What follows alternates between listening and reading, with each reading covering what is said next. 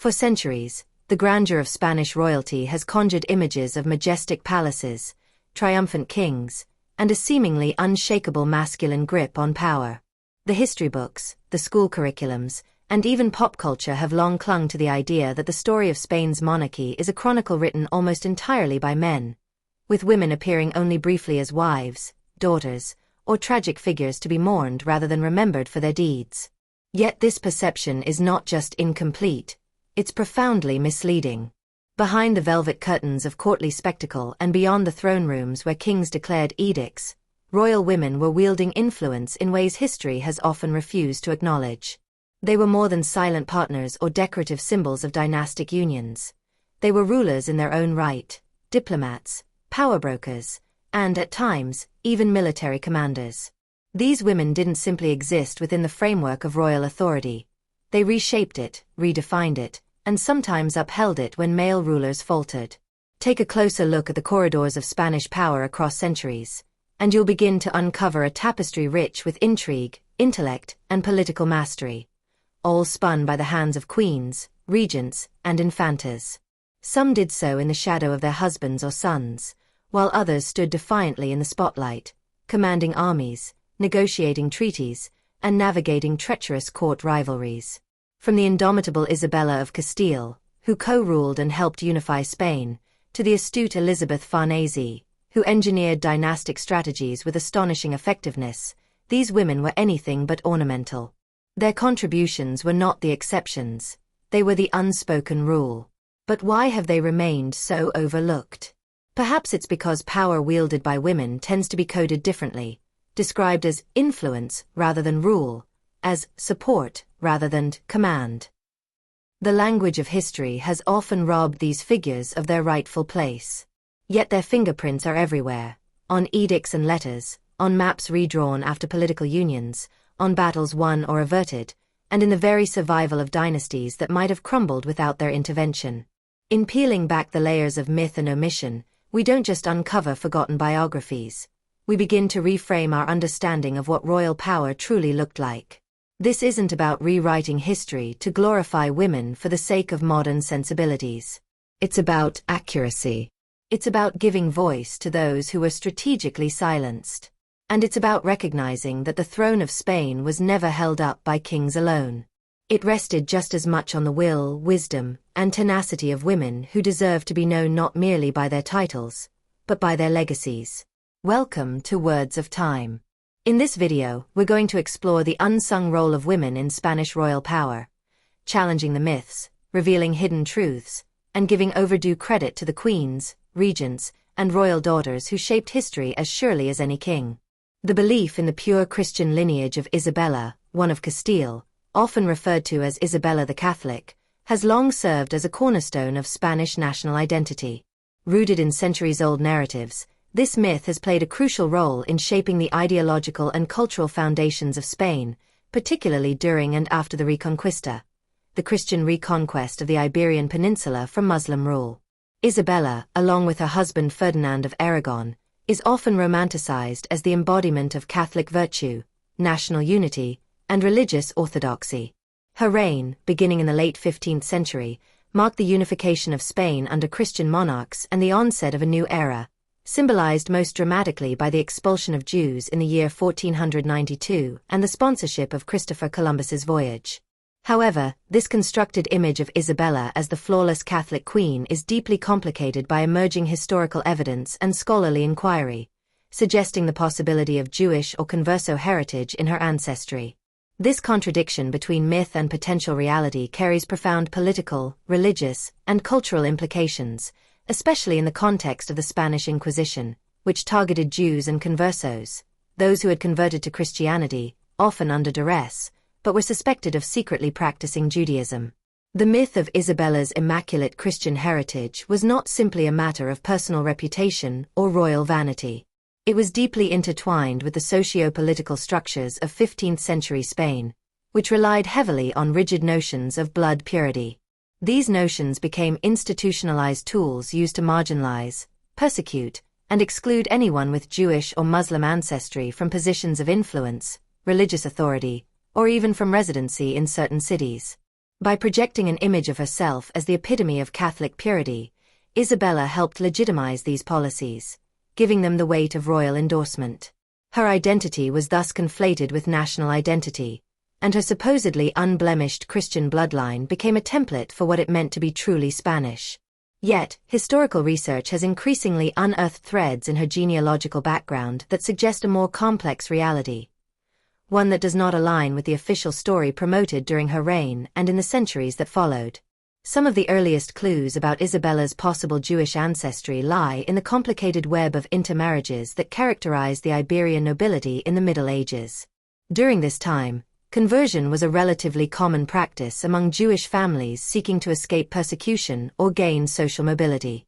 Many of these conversos successfully integrated into noble circles, acquiring titles and lands, and forging alliances through marriage with the Christian aristocracy. By the 15th century, it was not unusual for even the highest echelons of Spanish nobility to include individuals of Jewish descent, albeit often concealed under a Christian veneer. Tracing Isabella's ancestry back through several generations reveals that she, too, may have had converso ancestors, specifically on the maternal side of her family, where documentation becomes murky and contested. The royal house of Trastamara, from which Isabella descended, was known for its intricate and sometimes opaque familial ties, and some historians argue that members of her extended family had documented connections to Jewish or recently converted lineages. This possibility has been a source of intense debate among scholars, particularly given the scarcity and ambiguity of records from the era. Some genealogists have pointed to individuals like Leonor López de Córdoba, a noblewoman and writer who chronicled life at court and whose family included high-ranking conversos. Others have focused on figures like Alfonso Enríquez, the Admiral of Castile, whose lineage also hints at Jewish ancestry and who is related to Isabella through various dynastic ties. While no single document provides conclusive proof of Isabella's Jewish descent, the accumulation of circumstantial evidence presents a compelling case that her lineage may not have been as purely Christian as once believed. This revelation, if true, not only undermines the sanctity of the myth surrounding her reign but also raises questions about the ideological underpinnings of the Spanish state itself, which was built on the exclusion and demonization of Jews. The implications of such a discovery are particularly poignant when considered in the context of the Spanish Inquisition, an institution that Isabella herself helped to establish in the year 1478. Designed ostensibly to root out heresy, the Inquisition quickly became a mechanism for persecuting conversos suspected of relapsing into Judaism, often based on flimsy or fabricated evidence. The tribunal's methods were notoriously brutal, relying on torture, forced confessions, and public executions to instill fear and compliance. Thousands of conversos were arrested, imprisoned, or burned at the stake during Isabella's reign, their lives destroyed in the name of religious purity and national unity. If Isabella herself was of converso descent, then her role in the Inquisition takes on a deeply ironic and tragic dimension. It suggests a scenario in which a ruler persecuted others for possessing the very same heritage that she may have carried in her own blood, a historical paradox that challenges our understanding of identity, power, and self-perception. Furthermore, the potential Jewish roots of Isabella complicate her role in the expulsion of the Jews from Spain, a decision that has long been portrayed as an act of religious zeal and national purification. In 1492, the Alhambra decree ordered the expulsion of all unconverted Jews from Spanish territory, leading to the displacement and suffering of tens of thousands of people. Families were torn apart, communities were dismantled, and centuries of cultural contribution were erased in the span of a few months. The justification for this act was rooted in the fear that Jews posed a threat to Christian orthodoxy, particularly by influencing conversos to revert to their former faith. But if Isabella herself had Jewish ancestry, then the expulsion was not merely an act of religious policy but one of self-denial and internalized oppression. It reflects the dangerous power of myth-making and the ways in which political authority can be used to enforce identities that are themselves constructed on fragile and contradictory foundations. The persistence of the myth surrounding Isabella's pure Christian bloodline speaks to the broader dynamics of history and memory. National histories are rarely objective chronicles of past events. They are often curated and shaped to serve the needs of those in power. In Isabella's case, Her sanctified image as a Catholic monarch was not only maintained during her lifetime but also enshrined in the centuries that followed. Her canonization process, although never completed, was pursued with fervor by those who saw her as a model of Christian virtue. In the 20th century, the Franco regime invoked her legacy as part of its nationalist rhetoric, further entrenching the myth of her spiritual and ethnic purity. Meanwhile, efforts to uncover and disseminate the truth about her potential Jewish heritage were dismissed, suppressed, or ignored, deemed incompatible with the official narrative of Spanish identity. This historical amnesia has had lasting consequences. The concept of purity of blood continued to shape Spanish society for generations, affecting not only conversos but also Moriscos, Muslims who had converted to Christianity, and anyone suspected of non-Christian ancestry. It influenced educational opportunities, access to religious orders, and even marriage prospects, creating a deeply stratified society in which racialized notions of purity determined one's fate. In many ways, this legacy persists to the present day, embedded in the cultural and institutional memory of Spain. By interrogating the myth of Isabella's lineage, historians are not merely engaging in an academic exercise. They are challenging the foundations of a system that has long excluded and marginalized those deemed impure. Moreover, the question of Isabella's ancestry invites a broader reflection on the nature of identity itself. In a world where ethnicity, religion, and nationality are often treated as fixed and immutable categories, the possibility that one of the most iconic Christian monarchs in history may have had Jewish roots forces us to reconsider the fluidity of these identities. It underscores the extent to which identity is not only inherited but also performed, imposed, and negotiated within specific historical contexts. Isabella's life, like the lives of so many conversos, was shaped by the tension between appearance and reality, between the desire for social acceptance and the fear of persecution. Her story, once viewed through this lens, becomes not a tale of triumphant purity but one of profound ambiguity, fraught with contradictions that reflect the complexities of human experience. The effort to revise our understanding of Isabella's heritage is not about discrediting her achievements or vilifying her memory. Rather, it is about acknowledging the full spectrum of historical truth, even when that truth is uncomfortable or inconvenient. It is about recognizing that the narratives we construct around national heroes often serve purposes that go beyond historical accuracy. They become instruments of power, identity, and control. By peeling back the layers of myth, we gain a more nuanced and empathetic view of the past, one that honors the diversity and complexity of those who lived it. In recent years, there has been a growing movement to reassess the legacy of Isabella and the role of conversos in Spanish history. Scholars, artists, and activists have worked to uncover lost histories, reclaim suppressed identities, and challenge the dominant narratives that have long shaped Spanish culture. This work is not without resistance, as it touches on sensitive issues of religion, ethnicity, and national pride. But it is a necessary endeavor, one that seeks to build a more inclusive and honest historical record. By confronting the myth of Isabella's pure lineage, we open the door to a broader conversation about who gets to define the national story and whose voices have been left out of it. The story of Isabella the Catholic is not just about one woman or one dynasty. It is a mirror reflecting the aspirations, fears, and contradictions of a society grappling with questions of belonging, identity, and memory. The myth of her untainted Christian ancestry may have served a purpose in its time, helping to unify a fragmented kingdom and legitimize a powerful monarchy.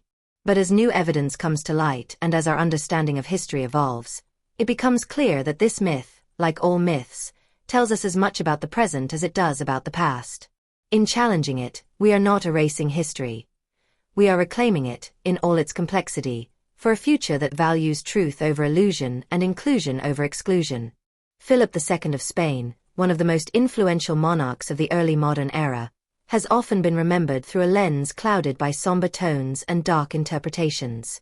To many, he is the archetype of the joyless autocrat, a brooding, ascetic ruler cloistered in the vast halls of the Escorial, endlessly shuffling through papers, issuing edicts, and punishing heretics with a cold detachment. This image of Philip, deeply entrenched in the historical imagination, was largely shaped by the Black Legend, a narrative developed and propagated primarily by his political enemies, especially in Protestant Europe. According to this portrayal, Philip was more a function of oppressive Catholic orthodoxy than a human being, a figure incapable of joy or spontaneity, consumed by an almost pathological obsession with religion and governance. His Spain was said to be a land of fanaticism, censorship, and decline, inextricably linked with the horrors of the Inquisition and the failures of imperial overreach.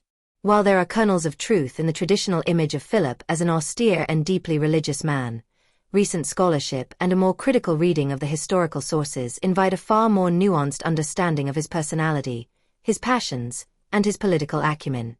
Rather than simply a dour bureaucrat locked in his own isolation, Philip emerges as a multifaceted ruler whose interests extended well beyond the corridors of power and whose actions, though sometimes misunderstood, were often driven by strategic intelligence and genuine care for the integrity of his vast and unwieldy empire. One of the most enduring misconceptions about Philip II is his supposed inability to enjoy life or form meaningful personal relationships. He is frequently described as emotionally distant, even with members of his own family, and incapable of affection or empathy. However, closer examination of his personal letters and the testimonies of those who knew him paint a different picture. While it is true that Philip valued privacy and was far from effusive in public, he was not devoid of feeling. He suffered deeply at the loss of his loved ones, particularly his son Don Carlos and his third wife, Elisabeth of Valois, whom he loved dearly. The death of Elisabeth in childbirth caused him considerable grief, and he kept her portrait close for the rest of his life. His letters to her during their marriage reveal tenderness, humor, and admiration, qualities that sharply contrast the public image of him as a mechanical ruler. Philip's family life was complicated, shaped not only by personal tragedies but also by the immense pressures of ruling an empire that stretched across continents. He was a devoted father and took an active interest in the education and moral upbringing of his children. While his relationship with his son Don Carlos is often cited as emblematic of his coldness, especially in light of Don Carlos's mysterious imprisonment and death, this event must be understood in its broader context. Don Carlos was reportedly unstable, and his behavior increasingly erratic, posing a threat not only to himself but also to the stability of the realm.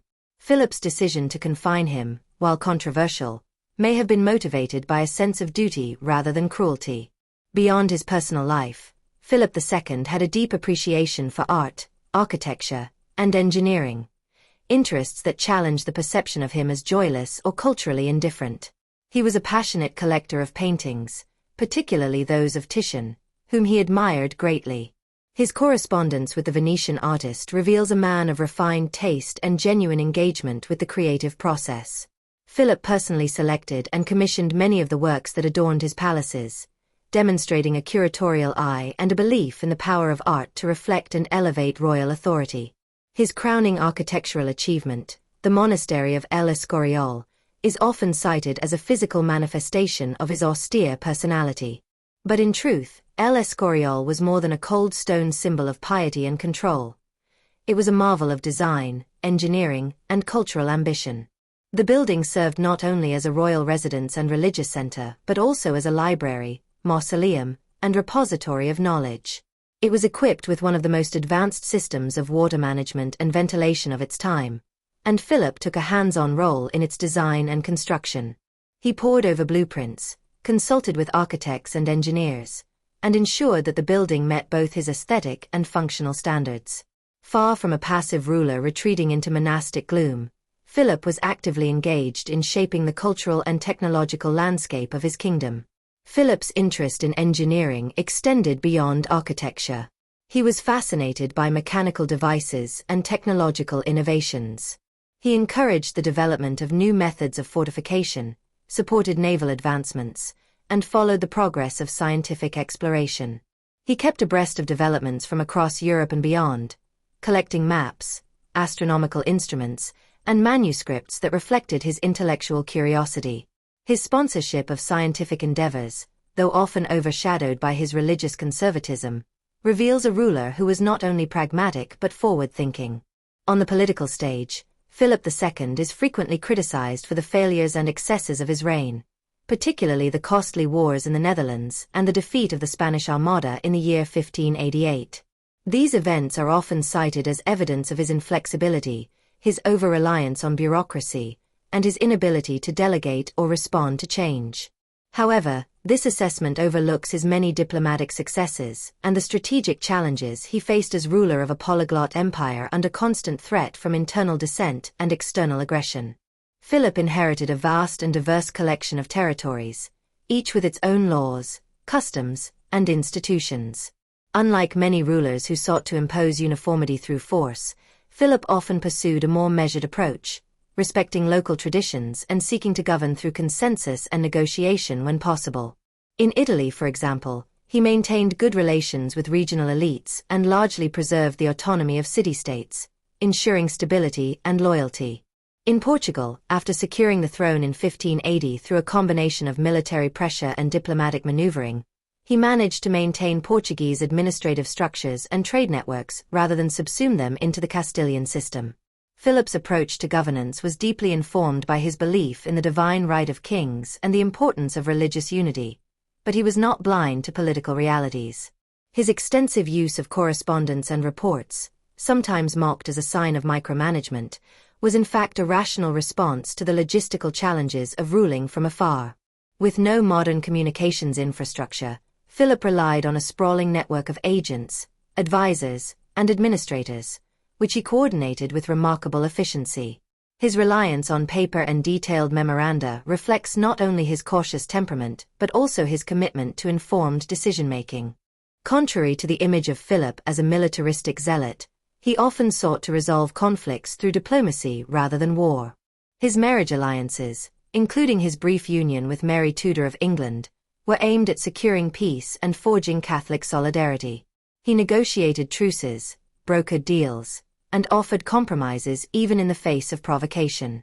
His long-running conflict with the Dutch rebels, though ultimately unsuccessful, was not driven solely by religious fanaticism or cruelty. It was a complex struggle involving questions of sovereignty, taxation, and regional identity, and Philip's initial responses included offers of amnesty and reform before the situation escalated into open warfare.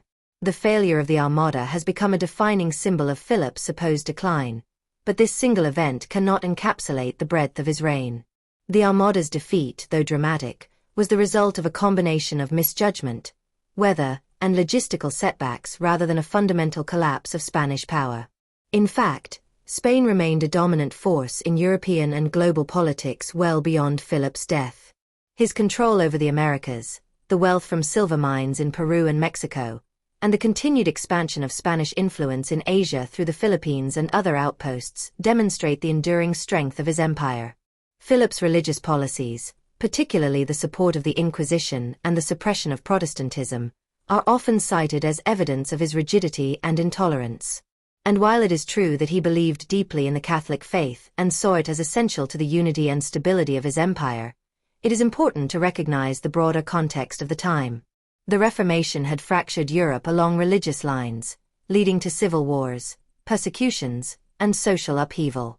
In this environment, Philip's commitment to Catholic orthodoxy was not an isolated fanaticism but a widely shared belief among many rulers, both Catholic and Protestant, that religious uniformity was essential for national cohesion. Philip was not the only monarch to persecute dissenters, though he perhaps did so with more consistency and institutional support than most. The Black Legend, propagated by Protestant writers and anti-Spanish propagandists, did much to tarnish Philip's image across Europe. This legend painted Spain as a land of darkness, cruelty, and backwardness, and Philip as its embodiment. The atrocities committed in the New World, the severity of the Inquisition, and the perceived arrogance of Spanish imperialism were all magnified and attributed to the personality of the king himself. While not without basis, this portrayal ignored the complexities of his rule and the realities of his empire, reducing a deeply intelligent and capable monarch to a caricature. In reassessing Philip II, it becomes clear that his legacy cannot be captured by a single narrative. He was a ruler of contradictions, deeply pious but intellectually curious, cautious yet ambitious, reserved in manner but expansive in vision.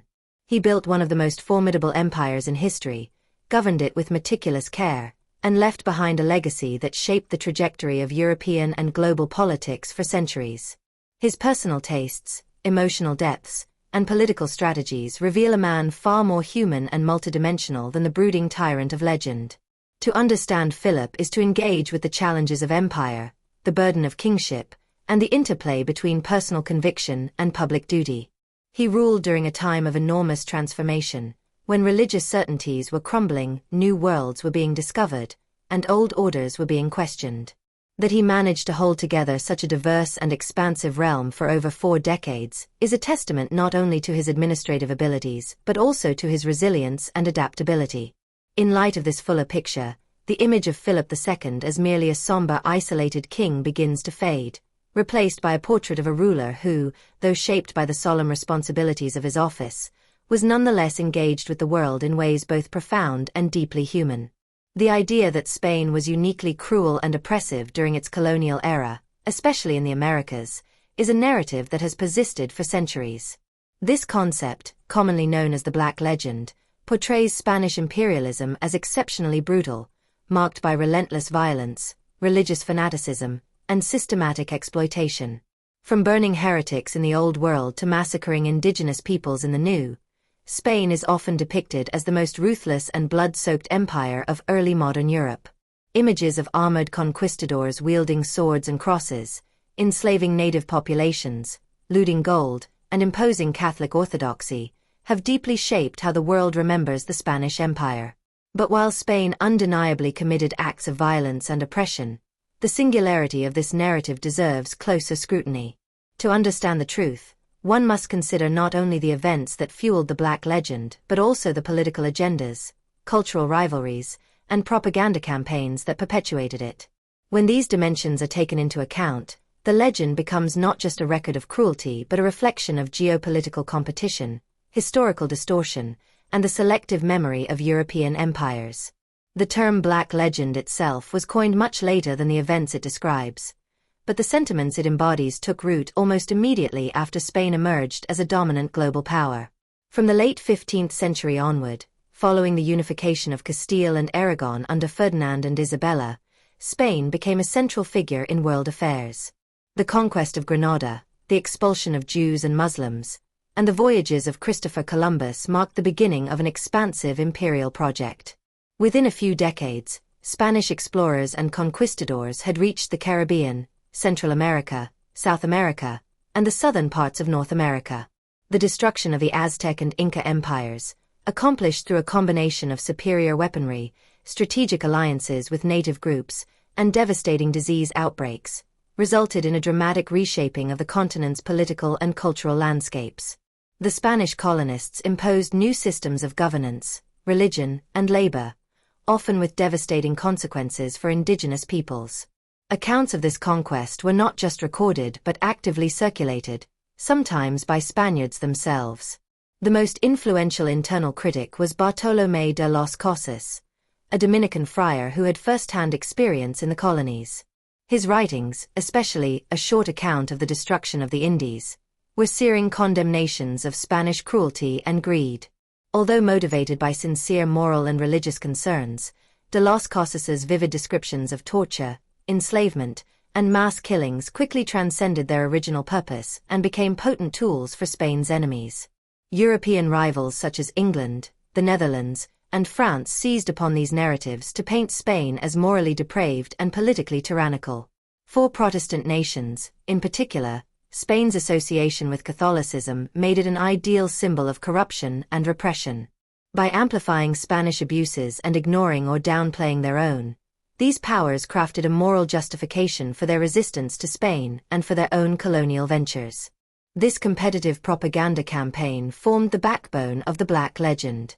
English pamphlets, Dutch engravings, and French treatises routinely depicted Spaniards as inhuman monsters. In these portrayals, Spanish officials and clergy were not just violent but sadistic, driven by bloodlust and religious zealotry. Indigenous peoples were shown as innocent victims or noble savages, suffering under the weight of Spanish tyranny. These characterizations ignored the agency, complexity, and diversity of native societies and obscured the nuances of colonial encounters. More importantly, they served to absolve other European powers of their own colonial sins by projecting all blame onto Spain. This rhetorical strategy was particularly effective because it relied on real events, such as massacres, forced conversions, and labor exploitation, but exaggerated their scope and painted them as uniquely Spanish. In reality, Spanish colonialism was brutal in many respects, but it was not uniquely so. All European empires engaged in exploitation, violence, and coercion during the Age of Expansion. The Portuguese, for example, were deeply involved in the transatlantic slave trade, establishing colonies in Africa, South America, and Asia that relied heavily on forced labor. The English carried out ruthless campaigns against indigenous peoples in North America, most notably during King Philip's War and the Powhatan Wars, and they established plantation economies in the Caribbean and North America that depended on African slavery. The French, although often portrayed as more benign in their dealings with indigenous communities, were involved in wars of conquest, trade monopolies, and colonial hierarchies that prioritized French interests. The Dutch, too, engaged in colonial violence in Indonesia, South Africa, and the Caribbean, frequently using private armies and mercenaries to impose their will. What distinguishes the Spanish Empire is not necessarily the nature of its actions but the scale and visibility of its empire, which made it a more prominent target for critique. Spain's empire was the first truly global empire, encompassing vast territories in Europe, the Americas, Asia, and Africa. Its early dominance in global trade and exploration put it in the spotlight and made its actions more noticeable. Additionally, Spain's tight integration of religion and politics, especially its use of the Catholic Church as a tool of imperial control, made it particularly objectionable to Protestant critics, who viewed Catholicism as inherently authoritarian and corrupt. Moreover, Spain's own internal contradictions contributed to the spread of the Black Legend. While many Spanish intellectuals and clergy questioned the morality of conquest and colonization, their critiques were often used out of context by foreign powers. Bartolomé de las Casas, for instance, was not calling for the destruction of the Spanish Empire but for a more humane and Christian approach to governance. Nevertheless, his descriptions were stripped of nuance and weaponized to support anti-Spanish agendas. These texts were translated, republished, and circulated widely across Europe, often accompanied by lurid illustrations and inflammatory commentary. The Spanish legal and administrative systems also complicate the picture of imperial cruelty. Unlike many other empires, Spain developed a sophisticated legal framework for its colonies, including the laws of the Indies, which were intended to protect indigenous rights and regulate the behavior of colonists. The Spanish crown frequently intervened in colonial affairs to address abuses, sometimes removing officials or issuing reforms. Although enforcement was uneven and often ineffective, these efforts reflect a level of official concern for justice that was rare among colonial powers. The establishment of universities, printing presses, and religious missions in the Americas also suggests that Spain saw its empire not merely as a source of wealth but as a cultural and religious project. Religious conversion was a central component of Spanish colonialism, and it too has been misrepresented in the Black Legend. While forced conversions did occur and the Inquisition extended its reach into the colonies, many missionaries engaged in genuine dialogue with indigenous peoples, learned their languages, and advocated for their welfare. Jesuit missions in Paraguay, for instance, created semi-autonomous communities where native populations were protected from slave raiders and given religious and educational instruction. These missions were not free of hierarchy or paternalism, but they offered a counter-narrative to the image of blanket oppression. It is also important to recognize the role of indigenous agency in the Spanish Empire. Native peoples were not passive victims but active participants in shaping colonial outcomes. Many allied with Spanish forces to settle local rivalries or secure political advantage. Others adapted, resisted, or negotiated their place within the new order. The complexity of these interactions is often lost in sweeping generalizations about Spanish brutality. Even within exploitative systems such as the encomienda, a labor grant system that allowed colonists to extract tribute and labor from indigenous communities, there were variations and adaptations that reflected local conditions and power dynamics. In the economic sphere, Spanish colonization was extractive and coercive, particularly in its reliance on silver mining and forced labor. The mines of Potosí in present-day Bolivia and Zacatecas in Mexico generated immense wealth for the Spanish crown, but at a tremendous human cost. Indigenous and African laborers worked under harsh and often deadly conditions, and the environmental consequences of mining were severe. Yet similar patterns emerged in other colonial empires. The sugar plantations of the British and French Caribbean, worked by enslaved Africans, were no less brutal. The Belgian exploitation of the Congo centuries later would be even more devastating. To single out Spain as uniquely cruel ignores the broader context of imperial violence and global capitalism. The persistence of the Black Legend has had long-term consequences for how Spain's history is understood, both inside and outside the Spanish-speaking world. It has contributed to a sense of national guilt and defensiveness within Spain, and has shaped international perceptions of Spanish culture as inherently authoritarian or regressive. This stereotype has also affected Latin American countries, where the legacy of colonization is often framed in stark terms of Spanish oppression versus indigenous resistance. While this framework highlights real grievances and historical injustices, it can also obscure the complexity of colonial societies, where cultures blended, identities shifted, and new forms of political and cultural expression emerged. In recent decades, historians have worked to dismantle the simplistic binaries that underpin the Black Legend. By emphasizing comparative analysis, archival research, and interdisciplinary approaches, scholars have painted a more balanced picture of Spanish colonialism. They acknowledge its violence and exploitation but place it within a broader pattern of European imperialism. They also highlight the cultural achievements, legal innovations, and transatlantic exchanges that characterized the Spanish world. This does not mean rehabilitating the empire or denying its harms, but recognizing that history is rarely reducible to good and evil.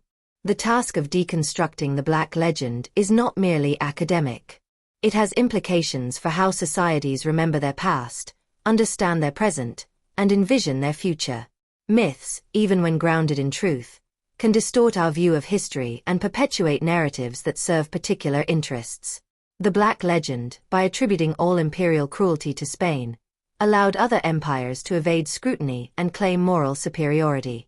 Deconstructing it requires not only a reassessment of Spain but also a more critical look at how history is written, who gets to tell it, and for what purpose. By peeling away the layers of distortion and recognizing the role of propaganda, bias, and selective memory, we can arrive at a more truthful and inclusive understanding of the Spanish Empire. We can acknowledge its violence without erasing its complexity, and we can place it within the larger, often grim, story of European expansion.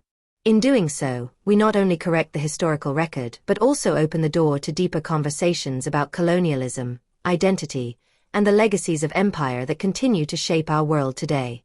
The image of Ferdinand of Aragon and Isabella of Castile as the creators of a united and homogeneous Spain has been one of the most enduring myths in Spanish and European history.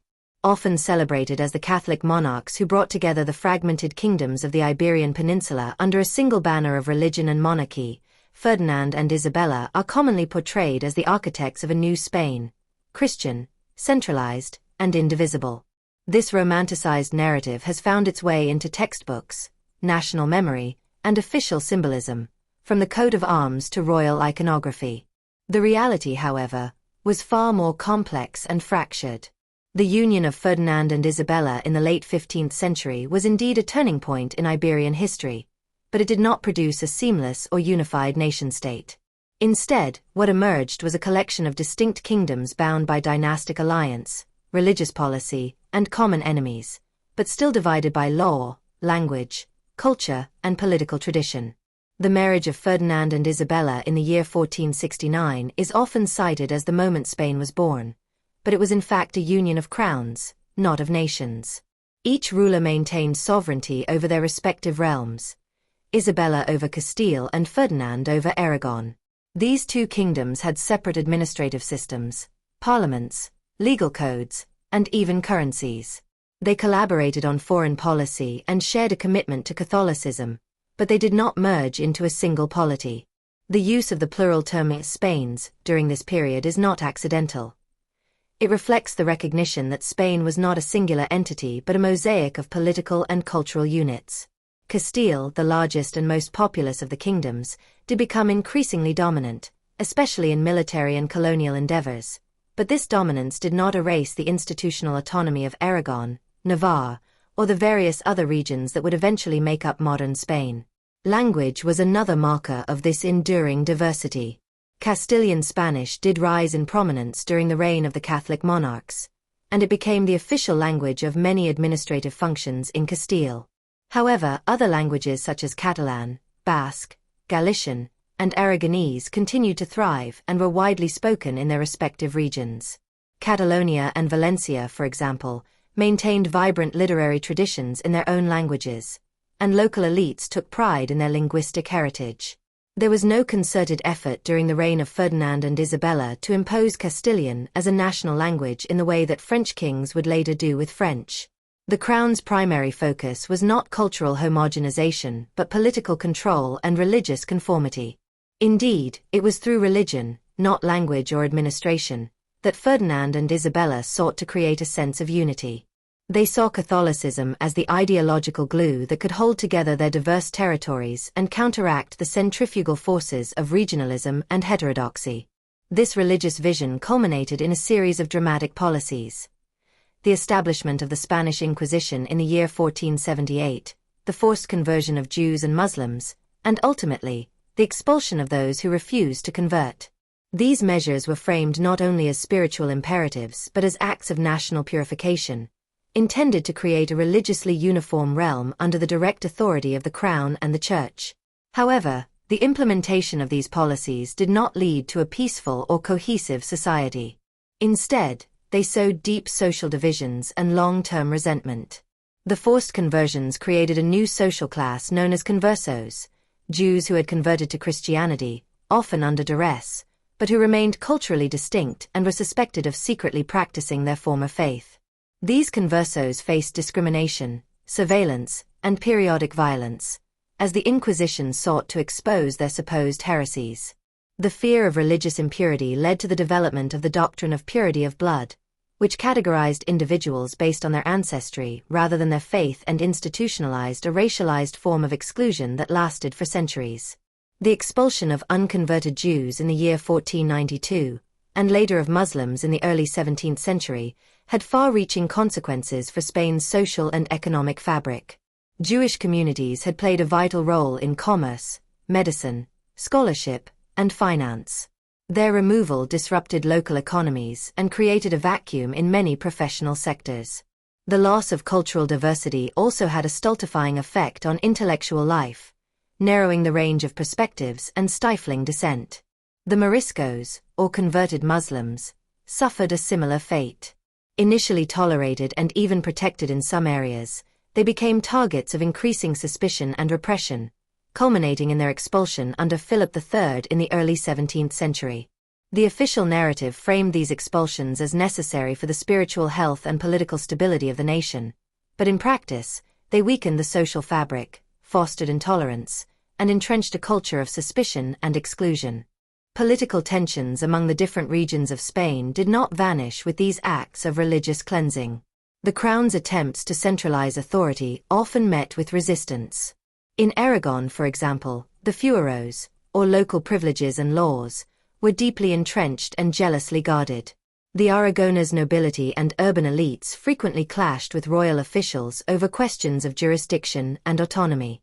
The famous case of Antonio Pérez, a secretary to Philip II who fled to Aragon and invoked the protection of the local laws, illustrates the enduring strength of regional legal identities and the limits of royal power. In Castile, too, there were uprisings such as the Commoners' Revolt in the early 16th century, which protested the growing influence of the monarchy and foreign advisors. Even within the realm of religion, where Ferdinand and Isabella sought the greatest uniformity, there were variations in practice and belief. Local saints, regional pilgrimage sites, and diverse devotional traditions persisted, often blending Catholicism with older, pre-Christian customs. The enforcement of orthodoxy was uneven, and in many areas, especially rural ones, popular religion differed markedly from official doctrine. The Inquisition, while powerful, could not be everywhere at once and often relied on local elites to carry out its work, which meant that its reach and effectiveness varied considerably. The vision of a unified Spain, then, was more aspiration than reality. It was a political and ideological project, not an accomplished fact. The Catholic monarchs succeeded in expanding royal authority, aligning the interests of church and crown, and projecting an image of unity both at home and abroad. But beneath this surface lay a deeply plural society, fractured by geography, language, legal tradition, and memory. The narrative of unity was reinforced by symbols, the adoption of a common coat of arms, the use of Catholic ritual in state ceremonies, and the portrayal of Ferdinand and Isabella as joint sovereigns. Yet these symbols masked the underlying tensions and contradictions that continued to shape Spanish life for centuries. The legacy of this false unity extended into the future, influencing how later monarchs approached the governance of Spain. The Habsburgs, who inherited the Spanish crown through the marriage of Joanna of Castile, daughter of Ferdinand and Isabella, to Philip the Handsome, faced ongoing challenges in balancing regional autonomy with central authority. The Bourbon reforms of the 18th century attempted to impose greater administrative uniformity, but even this faced resistance and often exacerbated regional tensions. The persistence of regional identities has remained a defining feature of Spanish history, visible in everything from language rights and education policy to contemporary political movements for autonomy or independence. The myth of unity under Ferdinand and Isabella also had implications for how Spain was perceived internationally. Their reign coincided with major developments such as the conquest of the Canary Islands, the voyages of Columbus, and the subsequent colonization of the Americas. These achievements, often attributed to the strength and vision of a united Spain, helped to cement the image of the Catholic monarchs as nation-builders. In reality, the expansion overseas was largely a Castilian enterprise, driven by Castilian capital, laws, and institutions. Aragona's involvement was limited, and the benefits of empire were not evenly distributed among the Spanish kingdoms.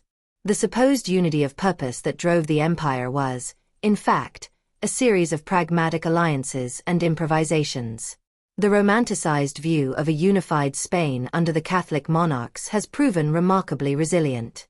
It has been used by monarchists, nationalists, and religious conservatives to promote a vision of Spain as an eternal, indivisible nation rooted in Catholic faith and royal authority.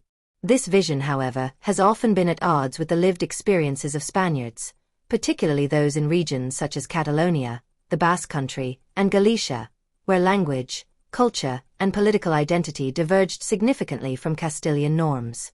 The suppression of these identities in later centuries, especially under authoritarian regimes, can be traced in part to the enduring legacy of the Catholic monarch's mythologized reign. Understanding the false unity of Ferdinand and Isabella's Spain requires a willingness to look beyond official narratives and to engage with the messy realities of power, identity, and belief. It involves recognizing the diversity and complexity of the Iberian Peninsula, both before and after their marriage, and acknowledging the multiple trajectories that shaped its history. It also calls for a critical examination of how unity was defined, who benefited from it, and who was excluded or marginalized in the process. The story of Spain under the Catholic monarchs is not a tale of seamless unification, but a case study in the challenges of governing a diverse and contested space. It is a story of ambition and contradiction, of vision and violence, of imagined community and real division. The attempts to create a unified, homogeneous Spain through dynastic union and religious conformity laid the groundwork for future conflicts and debates about the meaning of Spanish identity. In celebrating their achievements, one must also reckon with the costs. The loss of cultural pluralism, the persecution of minorities, and the long shadow of imposed unity that continues to shape the country's political landscape to this day. A more honest understanding of Ferdinand and Isabella's reign requires moving past myths and embracing the complexity of their rule. They were not simply the founders of Spain but the rulers of multiple Spains, each with its own history, language, and destiny. Their legacy is not just one of unity, but of division, not just of greatness, but of exclusion. Only by recognizing this fuller picture can we begin to understand the true nature of their impact on Spanish history and the enduring tensions that their vision of unity left behind. In the long and complex history of the Spanish monarchy, the role of women has too often been relegated to the background, framed within a narrow interpretation that casts them as passive figures, silent consorts, or mere vessels for dynastic continuity. The traditional narrative tends to emphasize the deeds of kings and male heirs, treating royal women primarily as pawns in political marriages whose primary function was to bear children and serve as symbols of alliance between powerful houses. Yet this interpretation does little justice to the lived reality of many royal women, who not only participated in the governance of the kingdom but often wielded substantial influence, both directly and indirectly. These queens, regents, and infantas were far more than ornamental figures. They were shrewd politicians, skilled diplomats, and sometimes even military leaders. Their contributions to the making and sustaining of Spanish power were profound and enduring, even if they have been obscured or underrepresented in conventional historical accounts.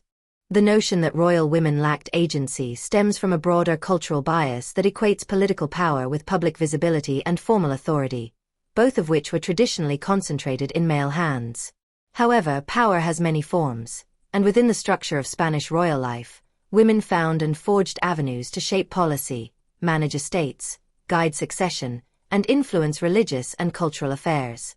Far from being confined to the domestic sphere, royal women participated in the great political dramas of their age, often acting as stabilizing forces during times of crisis or transition. Their influence can be traced not just through direct rule or official positions, but through the subtle arts of persuasion, familial networks, and patronage. One of the earliest and most prominent examples is Isabella of Castile, whose reign challenges virtually every stereotype about female passivity in monarchy.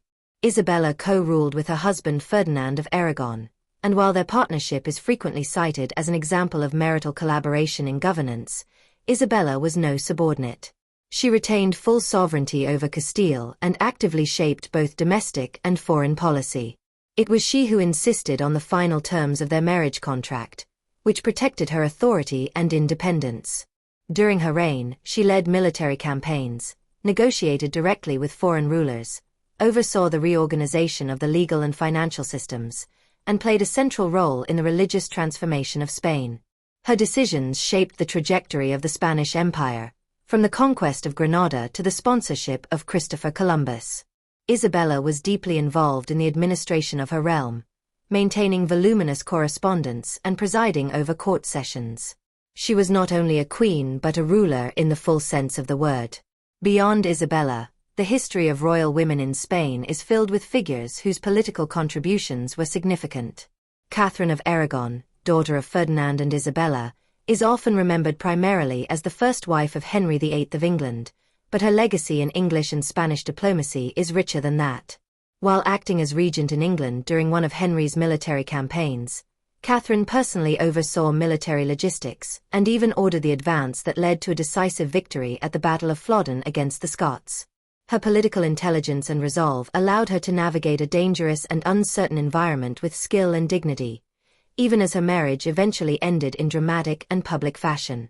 Catherine's sense of duty and her unwavering allegiance to her Spanish heritage played a crucial role in the broader European power dynamics of the early 16th century.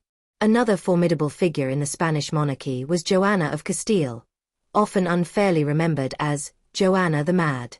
Her reputation has long been shaped by accounts that focused on her alleged mental instability, overshadowing the fact that she was the legitimate sovereign of Castile and Aragon after the deaths of her parents. While her political agency was undermined by the machinations of her father, her husband Philip the Handsome, and later her son Charles V, Joanna never relinquished a title or accepted her disempowerment without resistance. Her confinement in Tordesillas and the appropriation of her authority by male relatives reflect the threat she posed as a woman with legitimate power. The treatment of Joanna illustrates the broader pattern by which powerful women were often marginalized, not due to lack of ability, but because their authority disrupted the established patriarchal order. In the turbulent years of the Habsburg dynasty, royal women continued to play essential roles as regents and intercessors. Maria of Austria, sister of Charles V, served as regent of Spain on multiple occasions during her brother's absences. Her governance was marked by careful stewardship and an ability to maintain continuity during periods of imperial expansion and internal strain. Similarly, Margaret of Austria, who served as governor of the Netherlands for her nephew Charles, managed a restive and divided region with diplomacy and political skill. Though far from Spain geographically, Her work was integral to preserving Habsburg interests in Europe and demonstrates how royal women extended their influence across borders and generations. In the 17th century, Queen Mariana of Austria, wife of Philip IV and regent for their son Charles II, played a key role during one of the most fragile periods in Spanish history. As regent, Mariana governed during the minority of a sickly and often incapacitated heir, navigating a court rife with intrigue and a kingdom weakened by war and economic hardship. Despite criticism from contemporaries and later historians, she held the reins of power for over a decade, managed critical appointments, and worked to preserve the continuity of Habsburg rule. Her political tenacity and resilience under immense pressure challenged the idea that women in power were merely symbolic or ineffective. The Bourbon dynasty, which came to the Spanish throne in the early 18th century, also witnessed significant contributions from royal women. Elisabeth Farnese, the wife of Philip V, wielded considerable influence over Spanish foreign policy. She pursued dynastic claims in Italy for her children and reshaped Spain's role in European politics after the War of the Spanish Succession. Elizabeth managed her court with discipline and purpose, securing alliances and managing political appointments. Her assertiveness often clashed with ministers and foreign ambassadors, but she was undeniably a central figure in the governance of early Bourbon Spain. In more recent centuries, Spanish royal women continued to shape the monarchy's evolution.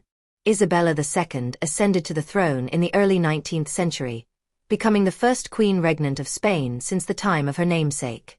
Her reign was fraught with political conflict, including civil wars and power struggles between conservative and liberal factions. While her rule was eventually undermined by political instability and forced abdication, Isabella's very presence as monarch in a male-dominated political culture was a powerful statement. She was not a placeholder but a sovereign in her own right, and her reign sparked vital debates about legitimacy, authority, and the role of women in governance.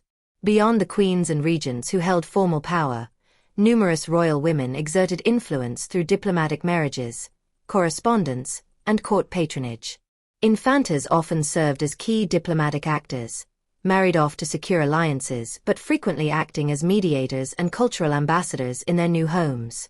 Their letters, preserved in archives across Europe, reveal their active engagement in politics and their roles in shaping public perception, negotiating treaties, and even facilitating peace.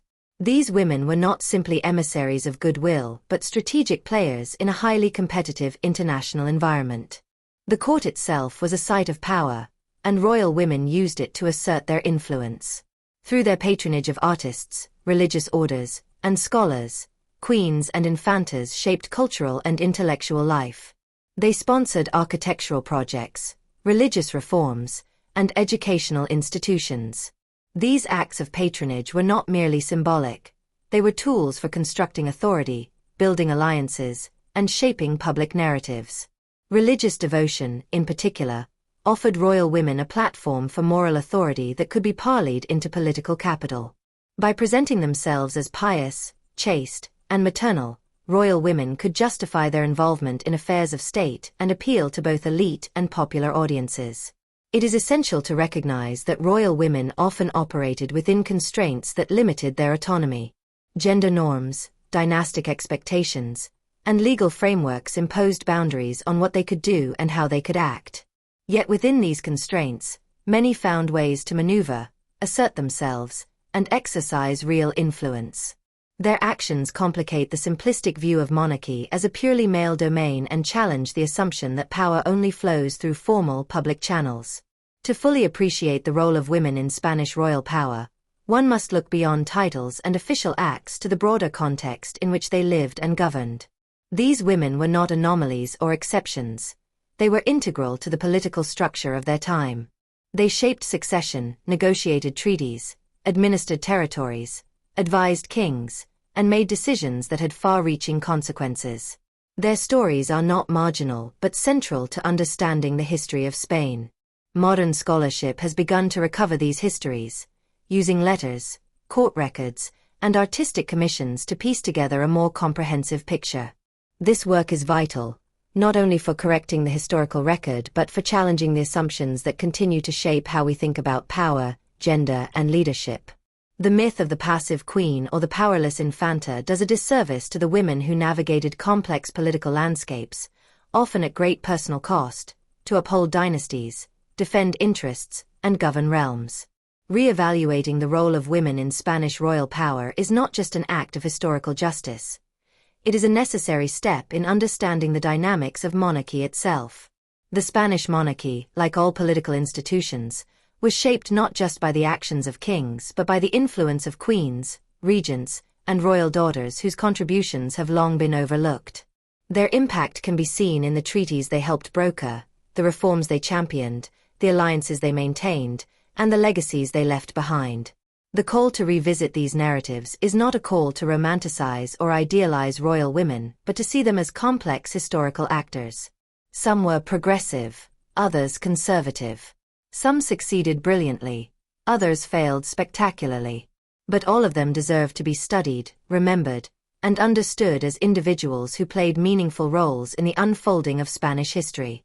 Their voices, long buried under layers of masculine heroism and national mythology, are essential to a fuller, richer, and more truthful account of the past. In lifting these voices out of silence, we not only honor their legacy but also gain new insights into the nature of power, leadership, and resilience in a world where authority was too often measured only by the presence of a crown upon a man's head. When we closely examine the history of Spain's royal families, we discover something often hidden or ignored. The story of Spanish power was not built slowly by men. Women play a significant role, leading, ruling, and making crucial decisions that shaped the country. These women were not just queens in name, they were leaders, decision makers, and fighters. However, for a long time, history has only called them wives, mother, or background figures. That's not the full truth. They were powerful, had real voices, and helped build and defend a great empire. It's time we remember their stories and give them the recognition they deserve. By telling history accurately, recognizing the women who truly made a difference, we gain a richer, more complete understanding of the past. And as we learn what these women did, we also start to see leadership in a new light, not just as loud or forceful, but also as smart, brave, and deeply human. Let this be a beginning, not an end. Let's keep learning and continue sharing the stories of women who ruled.